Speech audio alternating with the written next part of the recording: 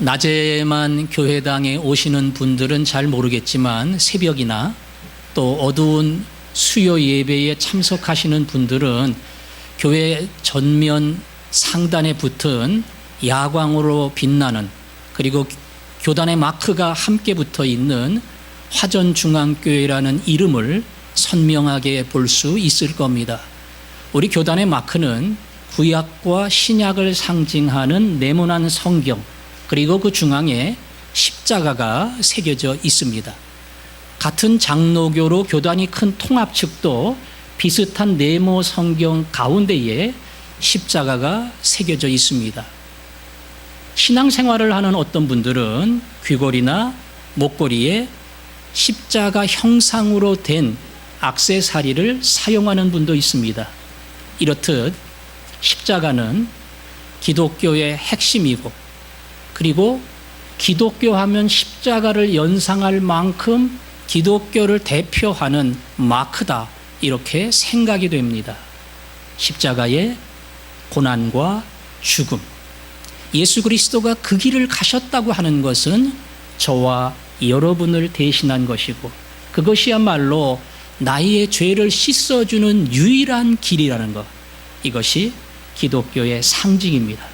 그러나 십자가는 그 다음에 부활을 통해서 완성이 됩니다. 부활을 통해서 십자가는 승리를 경험합니다. 예수 그리스도가 무덤의 문을 열고 나오셨다고 하는 부활의 사건은 십자가의 고난과 모든 죽음을 완성하며 마침표를 찍습니다.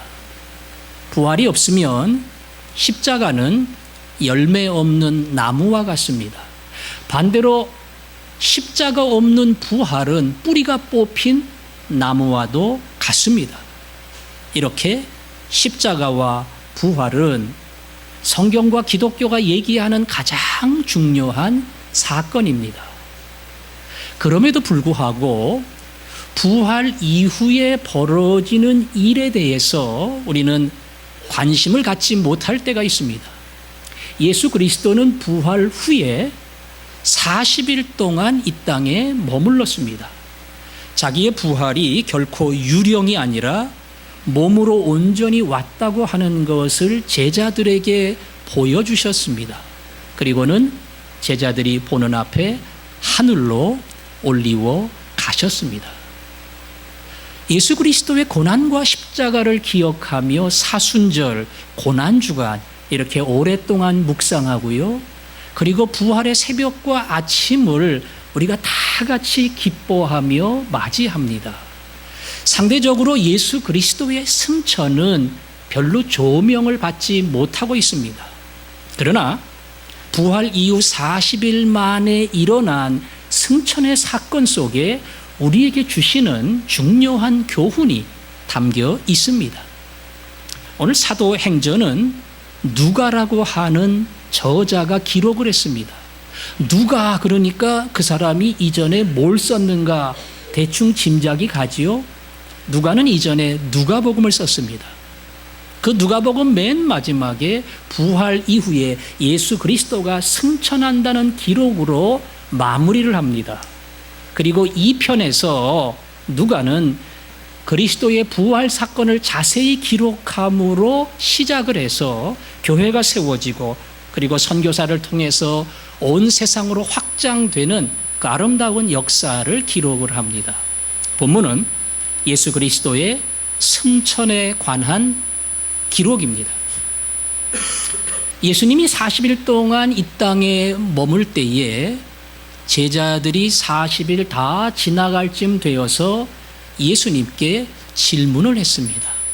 예수님, 이스라엘 나라를 회복함이 이때니까, 이때라는 말은 지금입니까? 그 소리예요. 이스라엘 나라가 회복될 때가 다 되지 않았습니까? 이스라엘 나라의 회복은 이스라엘 나라의 해방과 독립입니다. 이스라엘은 로마의 압제 가운데 있고 그 군사력 밑에서 살아갑니다. 이제 이스라엘이 우리 광복절처럼 해방을 맞이하고 독립할 때가 되지 않았습니까? 이게 제자들의 질문입니다. 왜냐하면 이전에 예수님은 잘 나가다가 갑자기 고난을 얘기하고 십자가를 얘기하고 죽음을 얘기했어요. 말 그대로 활활 타오르던 불이 꺼져간 겁니다. 근데 예수님은 무덤의 문을 열고 나왔어요. 상상할 수 없는 엄청난 일이 벌어진 겁니다. 제자들의 마음속에는 담대함과 용기가 생겼고요. 부활하신 예수님 나타나시기만 하면 이제 수많은 사람들이 예수님을 따를 것이고, 우리 예수님이 왕권을 차지함과 동시에 로마를 밀어내고 메시아의 위대한 나라를 세울 것이다. 그러한 기대가 있었습니다. 그래서 예수님을 향해 이스라엘의 회복과 그리고 광복과 독립할 때가 이르지 않았습니까? 이렇게 질문을 한 겁니다. 예수님께서 기대에 찬 제자들에게 답변합니다. 때와 시기는 아버지께서 자기의 권한에 두셨으니 어느 때에 벌어지느냐, 이스라엘의 독립과 해방이 언제 일어나느냐, 그 시기를, 그 때를 정하시는 것은 오직 누구라고요? 하나님이시다. 그분이 자기 권한에 갖고 계시기 때문에 너희들 생각처럼, 너희의 계산처럼, 너희들의 짐작처럼 되는 것이 아니다. 맞을 수도 있고 맞지 않을 수도 있어. 중요한 것은 미래의 모든 시기는 하나님이 결정하신다는 겁니다. 제자들에게 앞날을 생각하는 것은 좋지만 미래의 시기를 마치고 때를 짐작하고 그것을 나에게 묻지 마라. 그 모든 것은 하나님의 권한이고 하나님이 책임을 지신다. 그래서 너희의 알 바가 아니다. 예수님은 단호하게 말씀을 하셨습니다. 정말 이스라엘이 회복됐을까? 구원을 받고 해방을 경험했을까? 세계사를 공부했거나 팔레스타인의 역사를 공부하신 분들은 성경에 나오지 않는 이스라엘 해방에 관한 기록을 읽으셨을런지 모릅니다. 예수님이 이 말씀을 하시고 약 한 40년 가까이 흘러 주후 70년에 이스라엘은 해방된 게 아니라 철저하게 망했습니다. 로마의 디도 장군이 예루살렘을 포위하고 결국 그 성을 다 무너뜨리고 끔찍한 학살을 감행을 했어요. 많은 유대인들이 거기서 피를 흘렸습니다. 해방이 아니라 말 그대로 끔찍한 보복과 학살이 그 가운데 일어난 겁니다. 제자들이 기대했던 것과는 전혀 다른 일이 거기서 발생을 했습니다. 오늘 예수님의 말씀처럼 때와 시기는 오직 하나님만이 아신다. 그것이 제자들뿐 아니라 우리에게 주시는 교훈입니다. 여러분이 만일 미래를 알 수 있다면, 앞날을 정확하게 예측할 수 있다면 뭘 알았으면 좋겠습니까? 로또 1등의 번호가 무엇인가? 이런 거 알고요. 어디다 주식을 투자하면 확 오를까? 이런 거를 정확히 알았으면 좋지 않을까? 그런 생각을 합니다. 우리 아이를 어느 학교, 어떤 친구를 만나서 공부하게 만들면 향상이 되겠는가? 이런 것도 관심이 많고요. 사업을 시작하면서 어떤 사업을 어떻게 해야 돈을 벌 것인가? 아마 여기에도 마음이 있을 겁니다. 민족적으로 나아가면 이 민족의 진정한 통일이 과연 올 것인가? 거기에 대해서도 사람들은 생각을 할 겁니다. 그런데 전도서 기자는 말했습니다. 하나님이 사람으로 하여금 장래의 일을 측량할 수 없게 하셨다. 왜냐하면 그 모든 것은 하나님의 권한에 있기 때문입니다. 그래서 자꾸 미래를 계산하고 뭘 맞추려고 하고 그래서 득을 보려고 하지 말고 신실하신 하나님, 아들과 딸을 생각하시는 아버지께서 내 장래의 적당한 시기에 가장 좋은 것을 주신다. 여러분이 그 믿음을 가지고 나아가면 하나님의 인도하시는 걸음이, 하나님 예비하신 때와 시기가 여러분에게 모두 복이 될 줄로 믿습니다. 이스라엘 백성 제자들의 질문은 그거였지만 예수님은 너희들의 알 바가 아니다 대답을 하시고요. 그 구절 밑에 가면 9절부터 예수님이 제자들 앞에서 승천하시는 장면이 나옵니다. 그리고는 잠시 후에 보이지 않았습니다. 제자들이 멍하니 하늘을 쳐다보니까 두 천사가 대답하기를 뭘 그렇게 열심히 보느냐. 끝난 게 아니라 이 예수 그리스도는 본 그대로 다시 오시리라. 이 땅에 다시 오시리라. 그걸 두 글자로 뭐라 그럽니까? 재림. 예수 그리스도는 재림하신다. 그 약속을 준 겁니다. 사실 제자들의 물음은 민족의 해방이 언제냐 이거였는데 예수님은 그거 알 필요 없어. 그리고 천사들을 통해서 재림에 관해 말씀을 한 겁니다. 예수 그리스도는 이 땅에 다시 오신다. 예수 그리스도의 십자가 사건도 지나간 역사입니다. 부활의 놀라운 일도 지나간 역사입니다. 하늘에 올라간 승천도 이미 과거의 사건입니다. 남아있는 일이 딱 한 가지 있는데 그것은 예수 그리스도가 이 땅에 다시 온다고 말씀하신 재림의 약속입니다. 예수님은 이 땅에 처음 오실 때에 초림 때에는 가난한 목수의 아들로 왔습니다. 두 번째 재림으로 올 때는 그렇게 안 옵니다. 만왕의 왕, 영광의 왕으로 구름 타고 이 땅에 오십니다. 예수 그리스도는 과거에 한 인간으로 오셔서 유대 땅에 혹은 갈릴리에 머물며 계셨지만 예수 그리스도가 다시 오실 때는 온 세상이 한꺼번에 그분을 봅니다. 공간을 초월하시는 전능하신 힘으로 이 땅에 찾아옵니다.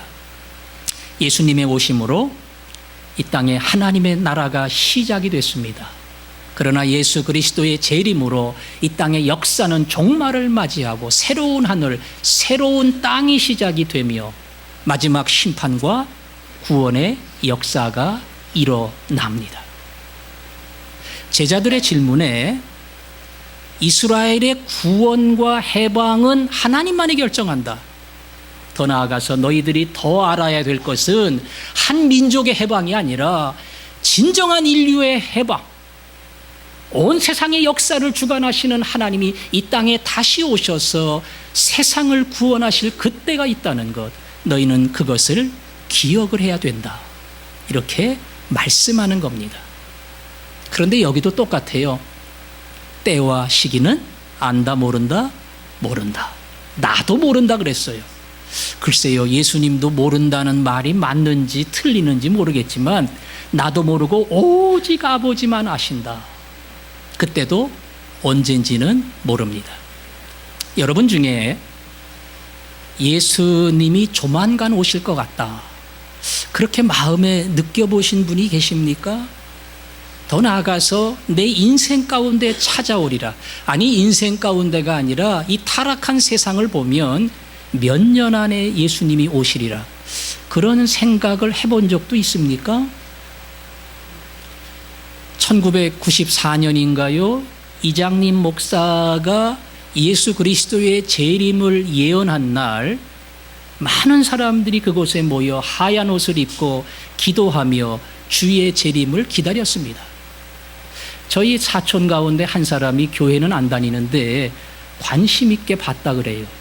혹시라도 진짜면 어떻게 할까 겁나가지고, 그래서 교회는 안 나가지만 약간 두려운 마음으로 그 광경을 지켜봤는데 역시나 예수님 오시지 않았구나. 그래서 안심을 했다 그러더라고요. 아마 그런데 민감하고 예민한 분도 있을 겁니다. 저는 조금 둔해요. 예수님이 내 당대에 올까?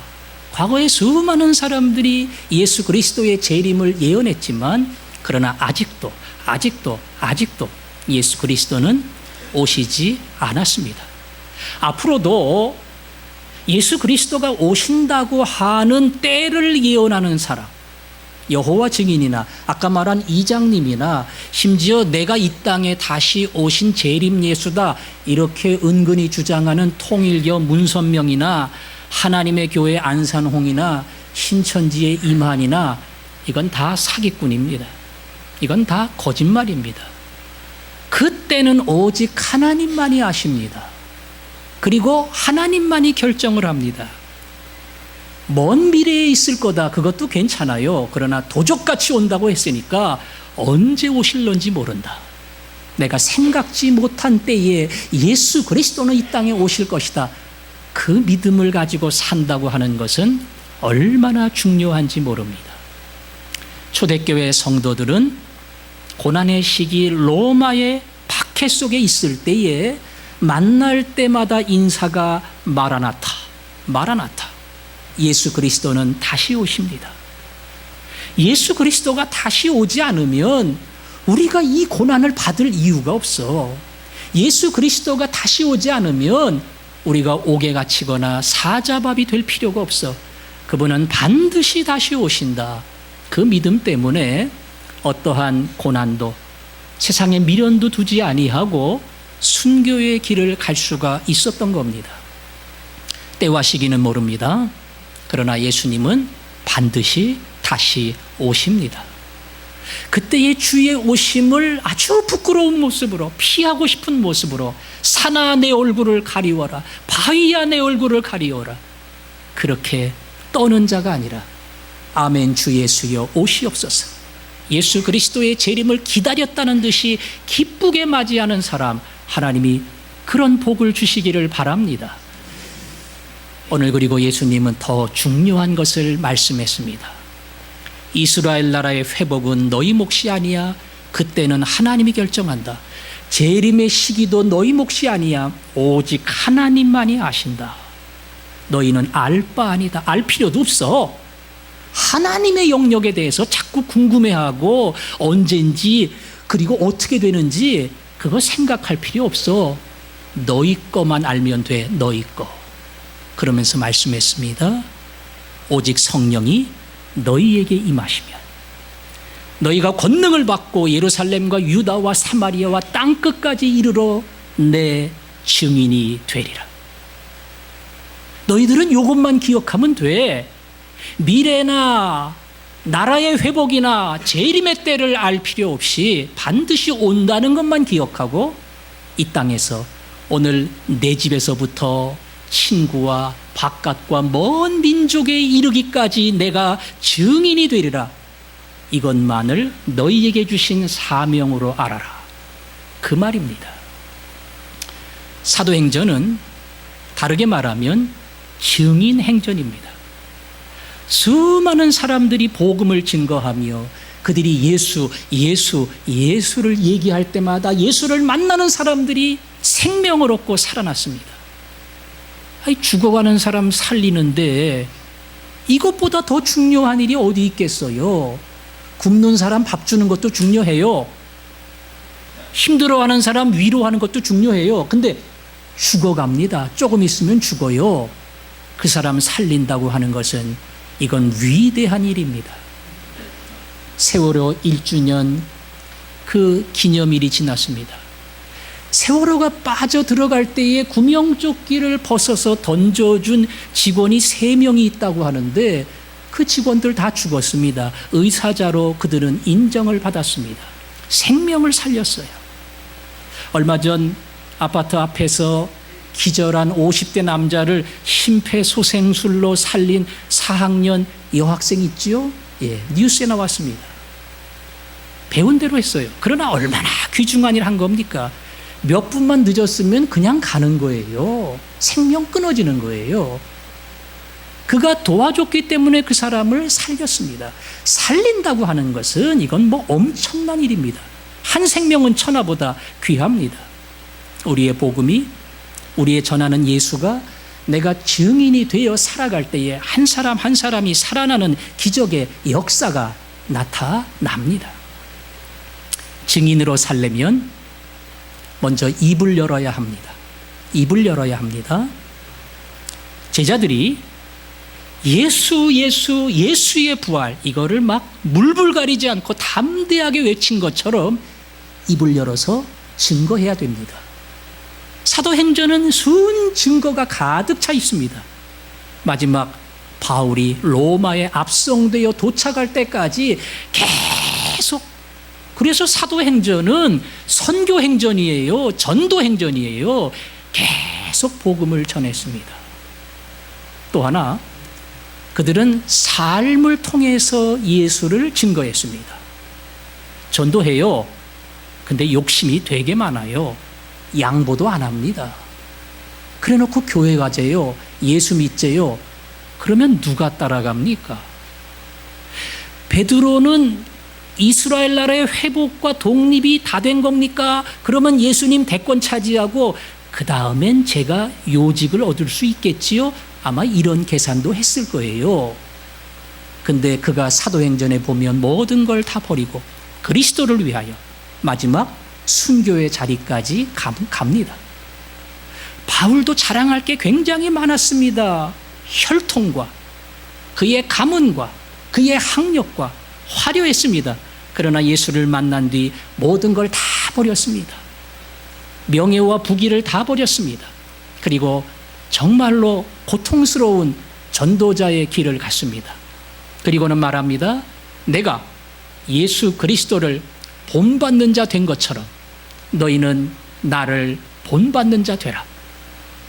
바울은 자기가 예수 그리스도를 본받았고 그리고 그 삶처럼 너희는 나를 본받으라고 이야기합니다. 삶을 통해서 예수 그리스도를 증거했기 때문에 바울의 권면과 전도는 힘이 있는 겁니다. 우리는 이 두 가지로 예수 그리스도의 증인이 됩니다. 믿는 사람답게 살아야 합니다. 믿는 사람답게 살아야 합니다. 그렇지 않고 예수를 증거하면 다른 사람들이 다 그 말합니다. 말은 잘해, 말은 잘해. 근데 너처럼 되라고 교회 가냐? 교회 안 갑니다. 정말 말한 그대로 살려고 애쓰고 그 사람의 삶의 자취 속에 예수 그리스도의 흔적이 나타나고 딴 사람 관심 갖지 않을 때 사랑하려고 애쓰고 딴 사람이 신경 쓰지 않을 때 같이 참여하고 고통을 나누어 주는 진정한 예수를 닮은 사람, 그 사람의 모습 속에서 예수 그리스도의 복음은 힘있게 전해집니다. 오늘 증인되라고 하는 그 명령이 저에게 주시고 여러분에게 주신 주님의 명령입니다. 미래를 알려고 하지 마. 뭐 맞추려고 하지 마. 하나님의 영역과 하나님의 자리에 자꾸 신경 쓰지 마. 너의 할 것을 잘해라. 그건 딱 한 가지. 너는 증인이 되라. 증인이 되라. 증인이 되라는 이 말씀은 그래서 참 중요합니다. 그런데 증인이 되기 위한 또 다른 중요한 준비가 있는데 그것은 1장 8절처럼 오직 성령이 너희에게 임하시면 너희가 권능을 받고 성령이 임하면 너희가 권능을 얻고 땅끝까지 증인이 되리라. 예수님은 이 세상을 떠나기 전에 성령에 대해서 여러 번 언급했습니다. 내가 간다고 너무 섭섭해하지 마라. 나를 대신해서 보혜사 성령님이 이 땅에 오신다. 그가 너희를 돕고 변호사와 같이 너희를 대신해 주신다. 그리고 보혜사 성령님은 나와 달라서 나는 육체 입고 왔잖아. 그러니까 너희랑 떨어질 수도 있고 딴 데 갈 수도 있지만 보혜사 성령님은 너희 마음속에서 영원히 떠나지 아니하리라. 그가 죄에 대해서 의에 대해서 너희를 깨닫게 하고 말씀의 비밀을 알려주리라. 그리고 오늘 1장 8절처럼 그 성령은 너희들에게 권능을 주시리라. 복음을 증거하고자 하는 마음의 소원과 그리고 그 소원대로 살려고 하는 열정을 너희들에게 허락해서 너희로 하여금 땅끝까지 증인이 되게 하리라. 그래서 사도행전은 무슨 행전이라 그러면 맞겠어요? 성령 행전입니다. 성령 행전입니다. 성령께서 제자들을 통해서, 사도들을 통해서 어떠한 일을 하셨는가, 그것을 계속 증거해 주는 책, 그것이 사도행전, 성령 행전입니다. 우리는 예수님의 죽으심이 우리의 모든 죄를 대신했다는 것, 이것을 믿습니다. 그리고 예수 그리스도의 부활은 그것에 도장을 찍고 확인을 시켜주는, 봤지? 너희들의 죄를 해결하고 그리고 너희들을 하나님의 의로운 자녀로 삼았다, 그런 말 그대로 확실한 도장입니다. 그러나 오늘 예수 그리스도의 승천이 우리에게 주시는 의미는 우리를 향해 당부한 마지막 사명입니다. 마지막 사명. 예수 그리스도가 이 땅을 떠날 때에 마치 부모가 세상을 떠날 때에 남기는 말, 뭡니까? 유언처럼 예수 그리스도가 이 땅을 떠나면서 할 말이 너무 많아요. 시원찮은 제자들 데리고 정말 지적해주고 코치하고 당부하고 얘기할 게 너무나 많아요. 근데 딱 하나였습니다. 땅끝까지 이르러 내 증인이 되라. 마태복음 28장에 보면 가서 세례를 주고 가르치고 그리고 제자를 삼으라. 이것이 예수 그리스도가 우리에게 주신 유일한 유언입니다. 저는 여러분도 혹시라도 자녀들 중에 교회를 안 나가는 사람이 있어서 끝까지 안 나가요. 내가 그렇게 원했는데 안 나가요. 나한테 잘하긴 해요. 근데 교회는 안 나가요. 그 자녀가 교회를 나가게 할 수 있는 강한 방법이 하나 있다면 유언을 남기는 겁니다. 나는 네가 교회 나가기를 정말 원한다. 그리고 하늘나라에서 내가 너를 위해 기도할 거다. 그리고 예배당에 나가는 너를 내가 지켜볼 거다. 웬만하면 들을 겁니다. 웬만하면. 우리 어머니가, 우리 아버지가, 저는 그래서 교회 나온 사람 꽤 많이 봤어요. 돌아가시면서 나한테 그걸 당부했거든요. 교회 꼭 나가라고. 제가 딴 거는 말을 안 들어도 이거는 제가 거절할 수 없어요. 주님이 마지막 우리에게 남긴 정말 유언입니다. 그래서 승천의 이 사건은 중요합니다. 왜냐하면 십자가도 부활도 이미 우리 속에 벌어진 놀라운 은혜지만 이 마지막 사명이야말로 우리의 달려갈 미래이기 때문에 그렇습니다. 여러분 중에 이 유언에 신경을 안 쓰거나 증인된다는 삶에 대해서 관심이 없거나 뭐 그냥 살면 되지 이러고 지나간다면 우리 예수님이 마음이 아플 겁니다. 내가 마지막 너에게 당부한 것 증인되라, 증인되라, 그거 아니겠느냐. 증인의 길을 겸손히 가는 사람, 그 사람은 지금도 행전을 계속 씁니다. 사도행전이 사도들의 전도의 기록이라면 사도행전이 끝난 다음부터 나의 행전이 시작됩니다. 부일이의 행전이 시작되고 여러분의 행전이 시작됩니다. 그래서 사도행전은 멈추지 않고 지금도 계속됩니다. 복음을 증거하는 사람을 통해서 증인의 삶을 포기하지 않고 내 삶을 통해서, 내 얼굴을 통해서, 내 입술을 통해서 예수를 증거하기 원하는 모든 사람을 통해서 오늘도 이 복음과 이 기록은 멈추지 않습니다. 오늘도 주님이 그 도전을 여러분에게 주시고 그 도전 앞에 순종하는 여러분 모두를 만들어 가시기를 바랍니다. 오늘 가라고 명령하신 우리 주님의 찬양을 저희들이 함께 부르겠습니다. 가서 제자 삼아라. 내가 예수 그리스도의 제자가 될 때 내 말은 힘이 있습니다. 내 얼굴이 예수님 닮을 때에 나처럼 예수 믿어, 그 말은 능력이 있습니다. 예수를 믿는 사람, 작은 예수로 살아갈 때에 여러분의 말을 통해서 한 사람 한 사람이 주 앞에 놀아오는 놀라운 역사가 일어날 줄로 믿습니다.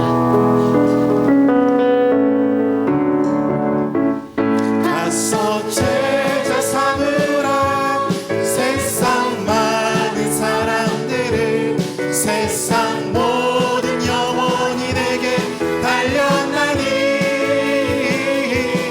가서 제자 삼으라 나의 길을 가르치라 내가 너희와 항상 함께 하리라 가서 제자 삼으라 세상 많은 사람들을 세상 모든 영혼이 내게 달려나니 가서 제자 삼으라 나의 길을 가르치라 내가 너희와 항상 함께 하리라